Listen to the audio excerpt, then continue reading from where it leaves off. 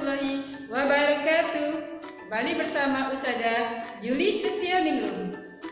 Oke, hari ini kita akan membahas tentang perkembangan teknologi,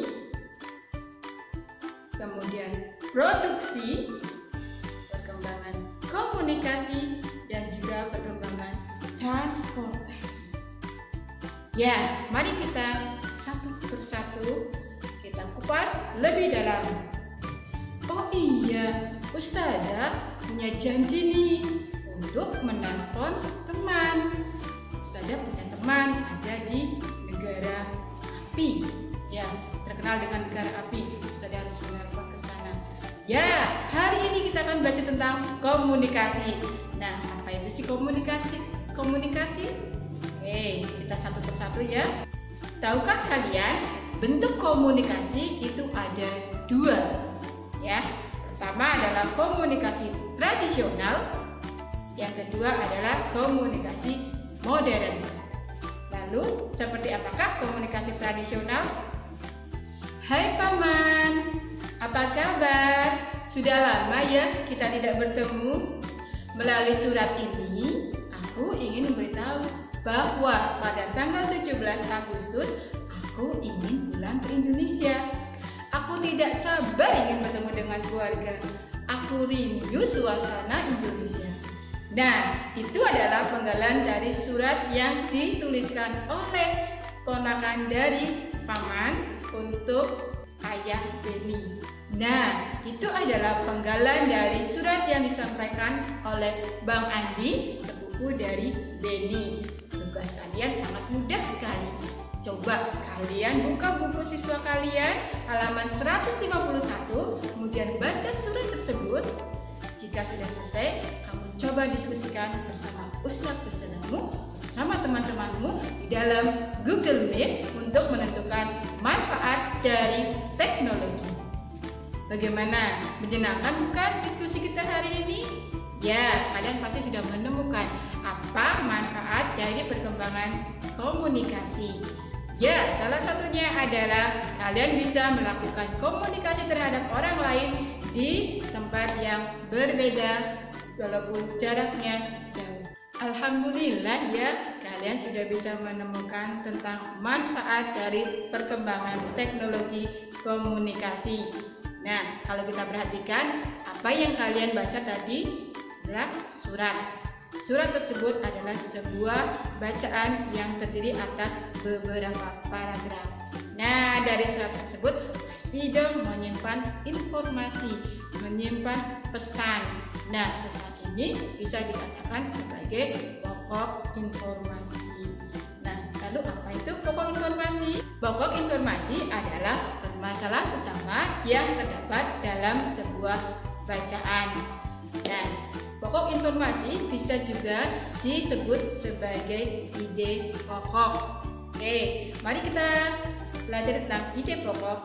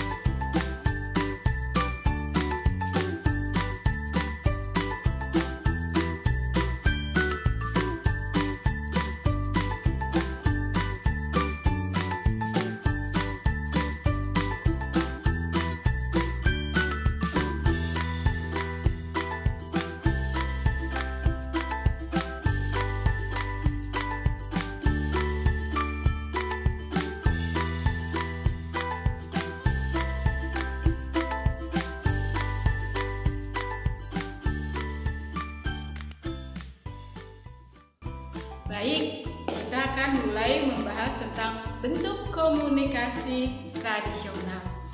Yang pertama adalah menggunakan api unggun. Hal ini bisa diketahui dari manusia gua, yaitu manusia prasejarah yang hidup jauh lampau sekali, ratusan tahun yang lalu. Mereka duduk melingkar di sekitar api unggun. Kemudian mereka bercakap-cakap dan berkomunikasi. Nah, kalau saat ini kan kita ada Facebook. Nah, seperti itu. Itu adalah bentuk komunikasi yang pertama. Bentuk komunikasi yang kedua, ini adalah evolusinya setelah mereka duduk melingkar di depan api unggun, kemudian mereka mulai menuliskan sesuatu di batu, ya. Mereka menuliskan pesan melalui di batu, ukiran batu. Maka dari itu kita selalu mendapatkan informasi sejarah dari ukiran batu.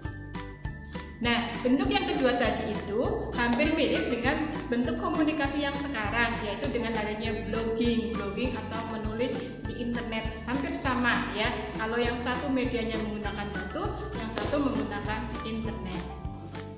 Bentuk komunikasi yang ketiga adalah menggunakan asap. Nah, kenapa menggunakan asap? Karena manusia prasejarah tersebut sudah mulai jumlahnya bertambah, sehingga dia membutuhkan komunikasi dengan orang-orang yang lebih jauh. Mereka menggunakan asap. Bentuk komunikasi yang ketiga adalah menggunakan sinyal asap, ya, atau tanda asap. Pertama kali tanda asap ini digunakan oleh suku yang berada di Amerika Utara, yaitu suku Indian. Mereka menggunakan tanda asap ini ketika mereka menghadapi bahaya. Kemudian seiring dengan bertambahnya zaman, maka digunakan oleh para orang Cina, yaitu di kerajaan yang ada tembok besar Cinanya.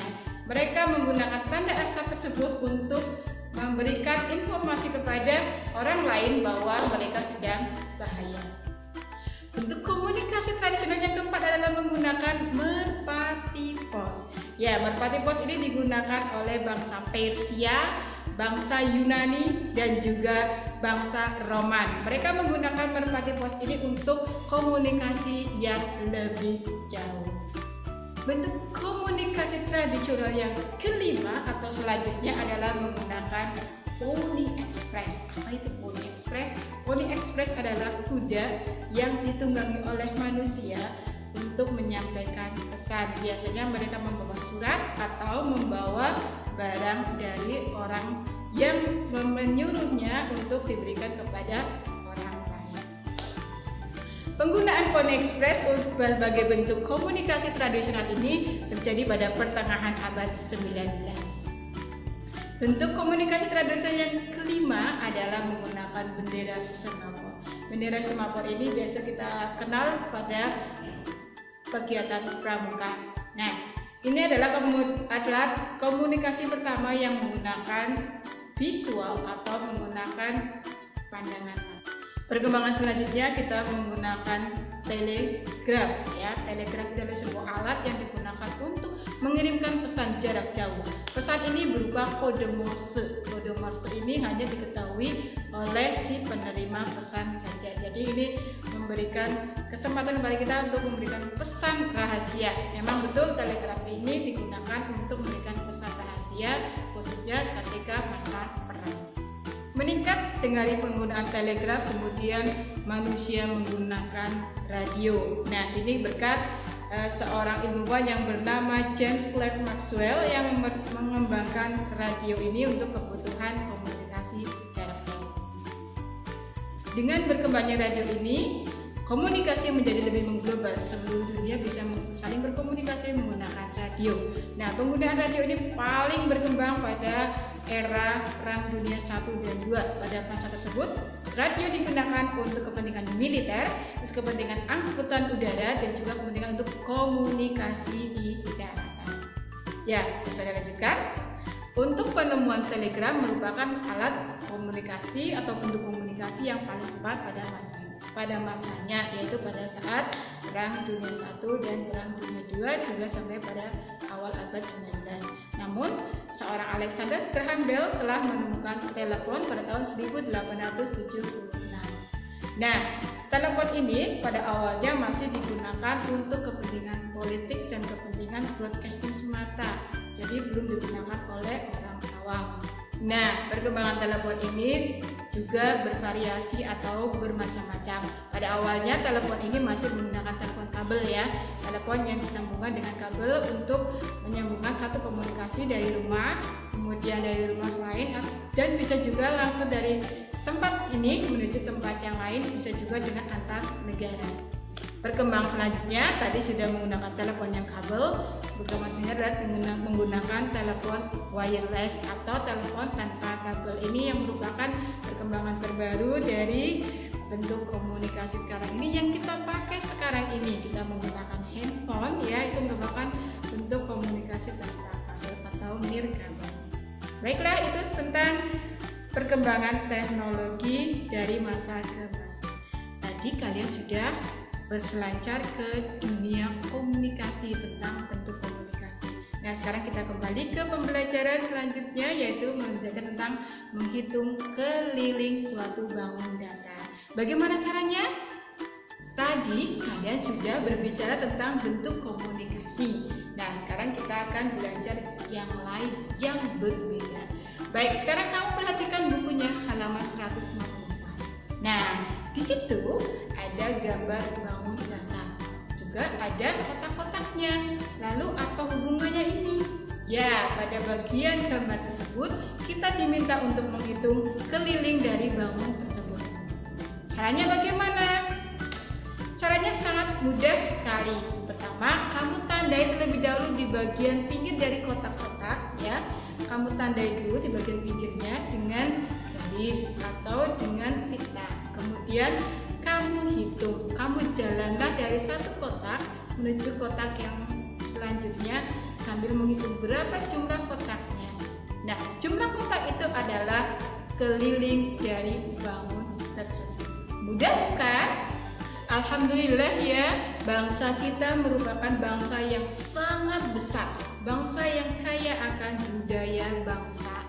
Nah, budaya bangsa ini berasal dari suku-suku bangsa yang mendiami dari pulau-pulau yang ada di Indonesia. Tahukah kalian berapa jumlah pulau yang di Indonesia?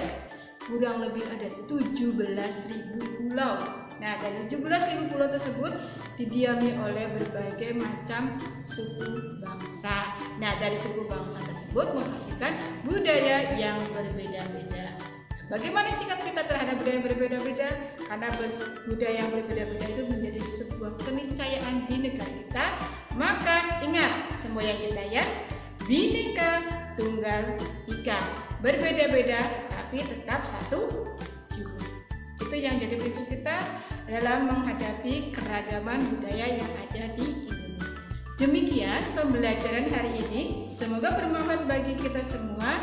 Dan mohon maaf atas kesalahan, baik tutur kata yang tidak sengaja maupun yang sengaja disampaikan oleh Ustazah. Sudah mohon maaf yang sebenarnya, dan barakallahu fikum. Assalamualaikum warahmatullahi wabarakatuh.